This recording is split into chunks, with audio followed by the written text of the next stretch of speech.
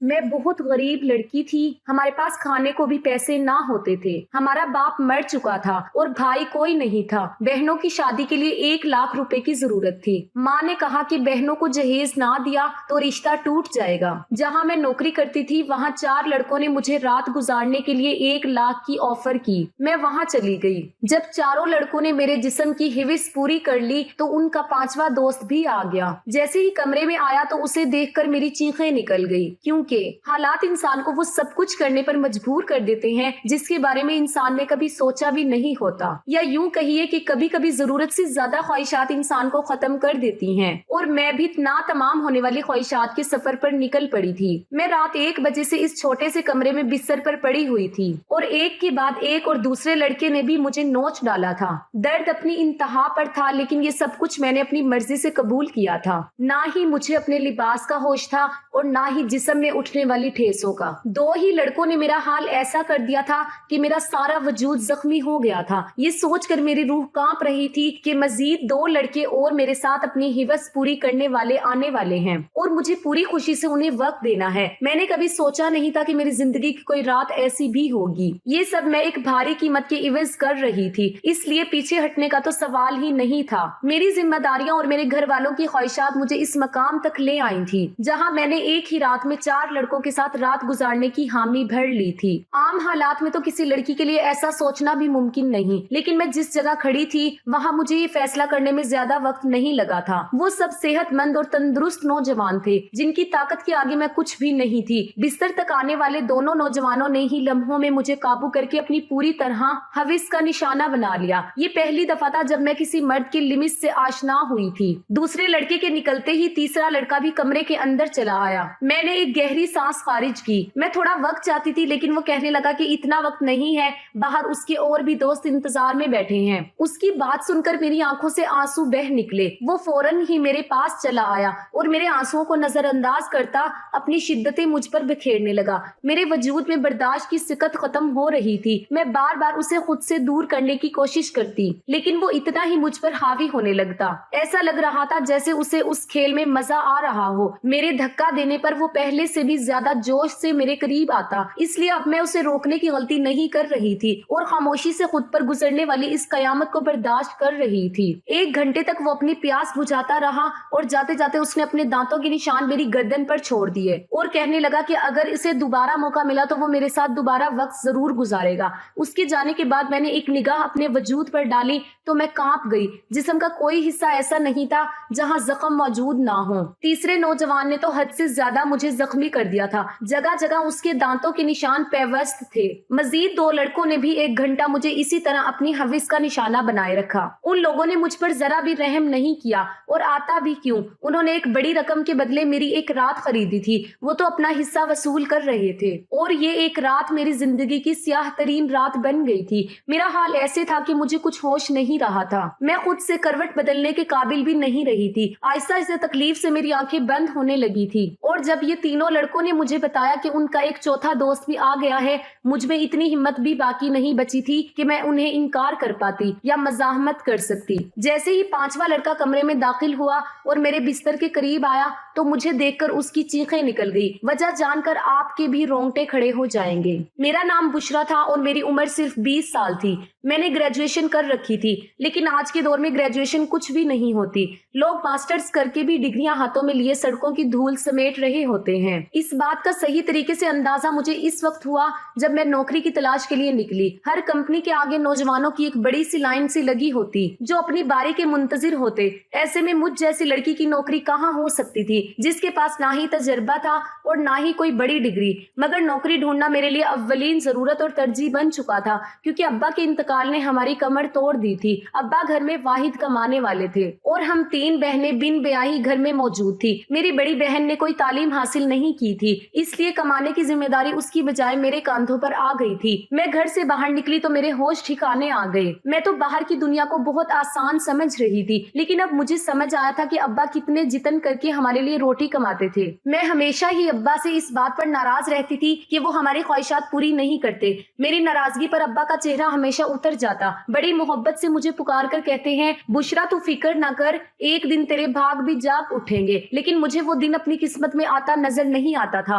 और फिर एक रात अब्बा नींद में ही खुदा को प्यारे हो गए, और जब हम पर सुबह ये बात खुली कि अब्बा हमारे दरमियान नहीं रहे, तब हमें इस बात का एहसास हुआ कि अब्बा हमारे लिए किस कदर अहम थे जब तक वो हमारे सिरों पर मौजूद थे। कम से कम दुनिया की बुरी नजरों और रोटी जैसी बुनियादी जरूरियात से तो हम महरूम नहीं थे। अब्बा के इंतकाल के कुछ दिन बाद तक तो आस पड़ोस वालों ने और खानदान वालों ने हमारी मदद की, लेकिन आहिस्ता आहिस्ता सभी अपनी जिंदगियों में मसरूफ हो गए। आज के दौर में कौन किसका पेट पाल सकता है। मजबूरन मुझे ही नौकरी की तलाश के लिए घर से निकलना पड़ा, और मुझे समझ आ गया कि औरत के लिए बाहर की दुनिया किस कदर मुश्किल है। किसी कंपनी में मुझे नौकरी नहीं मिली थी। हर कंपनी के बाहर हजार हजार नौजवान पहले से ही खड़े होते। मैंने स्कूलों का रुख किया तो ये देखकर मेरी हालत खराब हो गई कि आधे दिन से भी ज्यादा काम करने के अवध सिर्फ 6,000 रुपए मिल रहे थे, जिसमें घर के बिल ही अदा हो पाते। उसमें भी हर स्कूल वाले मुझसे मेरा तजर्बा पूछते हैं। मेरा मुंह खाली रह जाता, और तलाश करने के बावजूद भी कोई नौकरी ना मिली तो मेरी एक दोस्त के भाई के तोसत से मुझे एक पिज्जा हाउस में वेटर की नौकरी मिल गई। ये शहर के एक पोश इलाके में बना हुआ पीर साहब हाउस था, जहाँ हर वक्त ही मर्दों का बहुत रश रहता था। काले रंग का चुस्त सा पेंट कोट मेरे हवाले कर दिया गया, जिस पर पिज्जा हाउस का नाम लिखा हुआ था,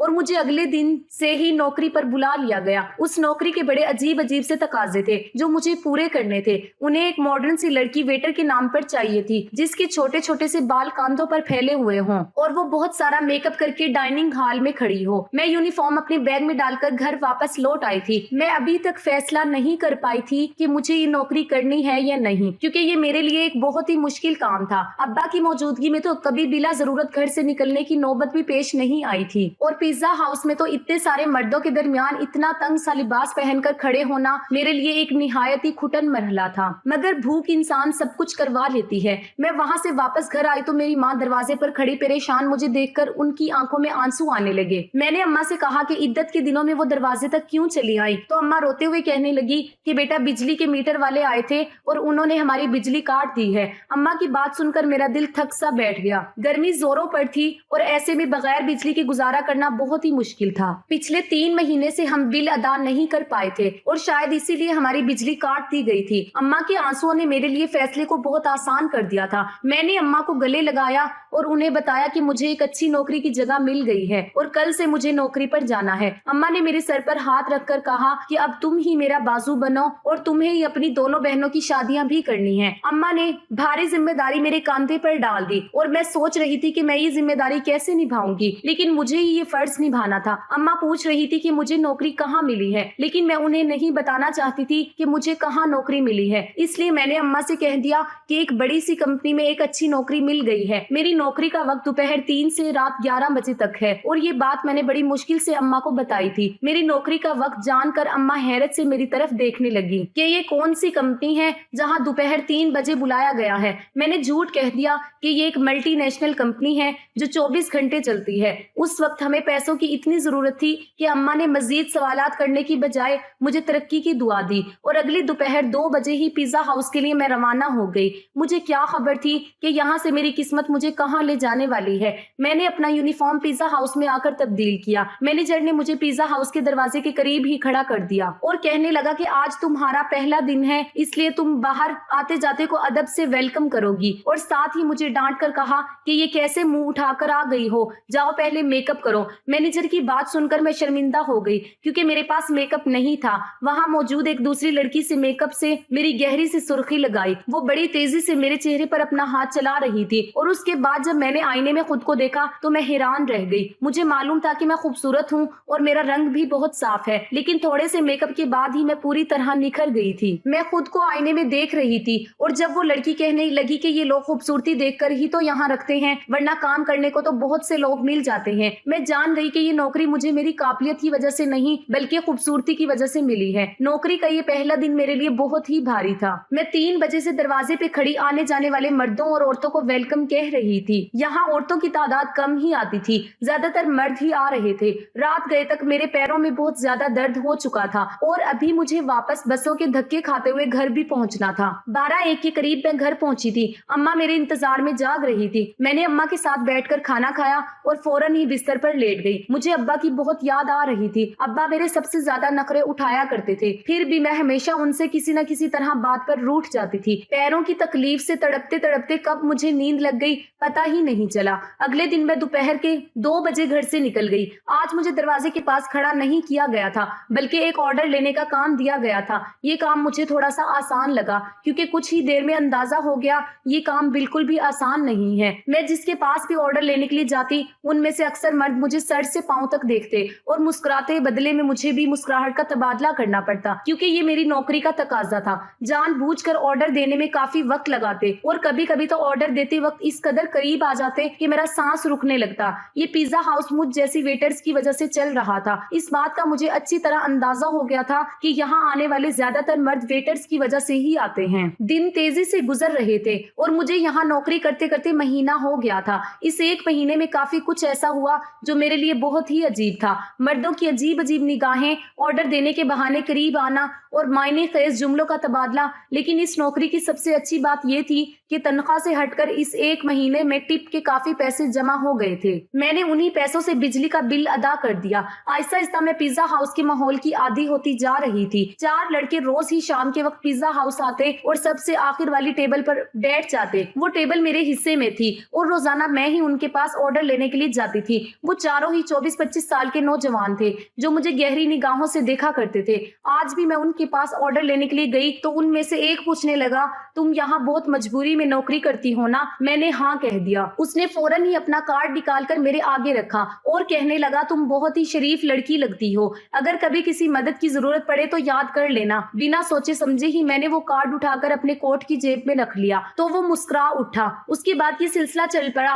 रोज ही मैं उनका ऑर्डर लेने जाती हूँ और उनमें से कोई ना कोई मुझसे कोई सवाल पूछ लेता। रोजाना होने वाली इस मुलाकात की वजह से हमारे दरमियान थोड़ी सी बेतकल्लुफी आ गई थी। दूसरा महीना भी एक पलक झपकते गुजर गया। फिर अम्मा ने एक दिन मुझे बताया कि बड़ी बहन के लिए बहुत अच्छा रिश्ता आया है और वो लोग जल्दी शादी करना चाहते हैं। अम्मा की बात सुनकर मैं परेशान हो गई, क्योंकि अभी तो मैंने घर का खर्चा ही अपने कंधों पर उठाया था। शादी की जिम्मेदारी का तो मैं सोच भी नहीं सकती थी। अम्मा कहने लगी, तू अपनी कंपनी से लोन ले ले, कितनी तो बड़ी कंपनी है, लाख रुपए लोन मिल गया तो तेरी बहन की अच्छे से शादी हो जाएगी। मेरी बड़ी बहन भी 24 साल की हो रही थी और अम्मा उसकी तरफ से बहुत परेशान थी। अब मैं अम्मा को क्या बताती कि मैं तो पिज्जा हाउस पर मामूली सी नौकरी कर रही थी, लाख रुपए मुझे कहाँ से मिलते। अम्मा ने जब मुझे ये कहा तो मैंने उनको किसी बात का जवाब नहीं दिया, लेकिन अम्मा की आंखों में मुझे चमकती हुई उम्मीद साफ दिखाई दे रही थी। अम्मा को यकीन था कि मुझे कंपनी से लोन मिल जाएगा और मैं सोच रही थी कि मेरे झूठ ने मुझे कहाँ फंसा दिया है। अगले दिन मैं नौकरी पर भी अब सारा वक्त परेशान ही रही और ये बात मेरे साथ काम करने वाली लड़की ने नोट कर ली।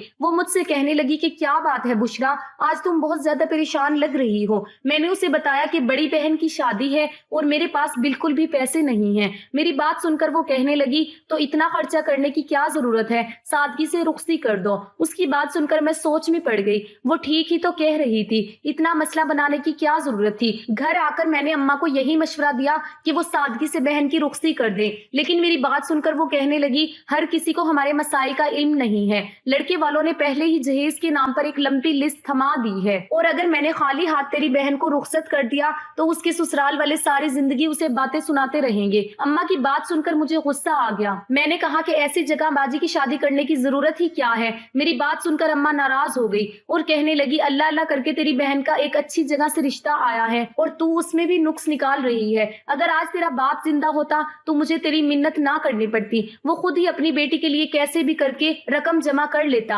अम्मा की आंखों में आंसू आ गए थे और उनकी बात ने मेरा दिल भी दुखा दिया। वो ठीक ही कह रही थी कि अगर अब्बा जिंदा होते तो वो किसी भी तरह पैसे जमा कर लेते। मैंने अम्मा को गले लगाया और उनसे वादा किया कि मैं जल्द ही पैसों का इंतजाम कर लूंगी। मैं खुद भी नहीं जानती थी कि इतने सारे पैसे मुझे कहाँ से मिलेंगे। बाप का साया वाकई औलाद के लिए बहुत बड़ी नेमत होता है। वो अपनी जान पर खेलकर कभी औलाद को जिंदगी के साथ सुख देता है और मेरे लिए अपने बाप की जगह लेना बहुत मुश्किल था। दिन यूं ही परेशानी के आलम में गुजर रहे थे। मैंने पिज्जा हाउस के मैनेजर से पैसों की बात की थी, लेकिन मेरी बात सुनकर जिन नजरों से उसने मुझे देखा था मैं खुद ही जमीन में गड़ गई थी। लड़के अब भी रोजाना पिज्जा हाउस आते थे और मैं उनका कार्ड लेने गई तो उनमें से एक ने कहा कि क्या बात है, आज तो आपका चेहरा बिल्कुल ही उतरा हुआ है। उसकी बात सुनकर न जाने क्यों मेरी आंखों में आंसू आ गए थे। वो बार बार इसरार करने लगा कि मैं उसे अपनी परेशानी बताऊं। ना चाहते हुए भी मैंने उसे अपना मसला बता दिया, क्योंकि मुझे भी किसी ऐसे ही शख्स की तलाश थी जिसके आगे मैं खुलकर अपना दर्द बयान कर सकूं। मेरी बात सुनकर उसके चेहरे पर मुस्कुराहट आ गई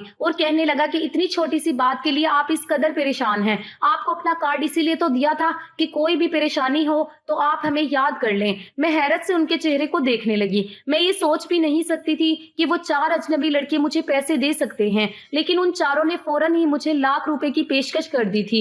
मैं हैरत से आंखें फाड़कर उनकी तरफ देख रही थी। वो कहने लगे 1 लाख रुपए देना उनके लिए कोई बड़ी बात नहीं है, लेकिन मुझे भी उनके लिए कुछ काम आना होगा। उनकी बात सुनकर मैं ठिठक गई। उन लड़कों को मुझसे क्या काम हो सकता था, ये बात समझने में मुझे ज्यादा देर नहीं लगी थी। मैंने फौरन ही घबरा कर कहा कि मैं एक शरीफ घर से ताल्लुक रखती हूँ और मैं कोई गलत काम नहीं कर सकती। वो हंस के कहने लगे कि हमने सिर्फ पेशकश की है, कबूल करना या ना करना आपकी मर्जी है, लेकिन आज के दौर में 1 लाख रुपए आपको कोई भी नहीं देगा, चाहे वो आपका करीबी रिश्तेदार ही क्यों ना हो। बात तो उनकी बिल्कुल ठीक थी, लेकिन मैं अपनी इज्जत गिरवी रखकर लाख रुपए हासिल नहीं करना चाहती थी, इसलिए मैंने उन्हें साफ इनकार कर दिया। मैं हालात से पूरी तरह थक चुकी थी और ऐसे ही थकी हारी जब लौट कर घर आई तो मेरी अम्मा और बहनें मेरी मुंतजिर थी। अम्मा ने बताया कि बाजी के ससुराल वाले 1 महीने बाद ही शादी की बात कर रहे हैं और वो बाजी के साथ साथ छोटी को भी अपने छोटे बेटे के लिए लेना चाहते हैं। इसी तरह एक खर्चे में 2 शादियां हो जाएंगी। छोटी के रिश्ते का सुनकर जहां मुझे खुशी हुई थी, वहीं 1 महीने का वक्त सुनकर मेरी जान निकल गई। पैसों का कोई इंतजाम नहीं हो सका था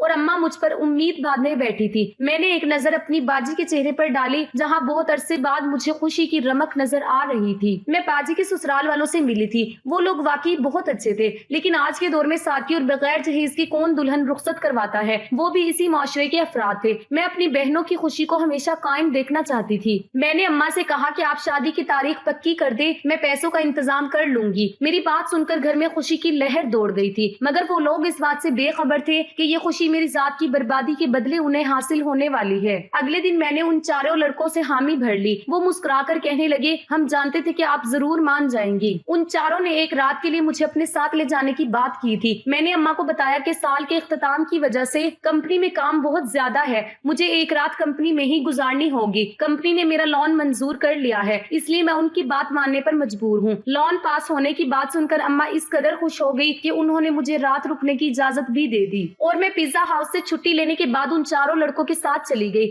उन चारों ने मुझे अपनी दरंदी का निशाना बना डाला और जब 5वां लड़का अंदर आया तो मुझे देखकर उसकी चीखें निकल गई, क्योंकि पूरा बिस्तर खून में भरा हुआ था और मैं अपनी जिंदगी की शायद आखिरी सांसें ले रही थी। उसने फौरन ही मुझे अपनी बाजुओं में उठाया और गाड़ी में डालकर छोटे से अस्पताल में ले आया, जहां शायद उसका कोई जानने वाला ही डॉक्टर था। कई घंटे आईसीयू में रहने के बाद मेरी हालत कुछ बेहतर हुई थी, लेकिन मेरा जख्म वजूद मेरी बर्बादी की गवाही दे रहा था। वो लड़का उन चौथों का ही दोस्त था, लेकिन उसके अंदर इंसानियत अभी बाकी थी। उसे मुझ पर रहम आ गया था, वरना शायद मैं इसी बिस्तर पर दम तोड़ जाती। मैंने अम्मा को फोन करके बता दिया था कि मेरी कंपनी से छुट्टी नहीं हुई है। उस लड़के ने अस्पताल का सारा खर्चा खुद उठाया और उसके दोस्तों से लाख रुपए लेकर मुझे दे दिए थे। वो चारों बहुत अमीर कारोबारी लोग के बेटे थे, जो चाहते तो बगैर मुझे बर्बाद किए भी मेरी मदद कर सकते थे। मेरे ठीक होने पर मुझे अस्पताल से छुट्टी मिल गई थी और रकम भी मेरे हाथ आ गई थी, लेकिन अब कुछ भी पहले जैसा नहीं रहा था। उस लड़के ने मुझे अपनी फैक्ट्री में नौकरी की ऑफर कर दी थी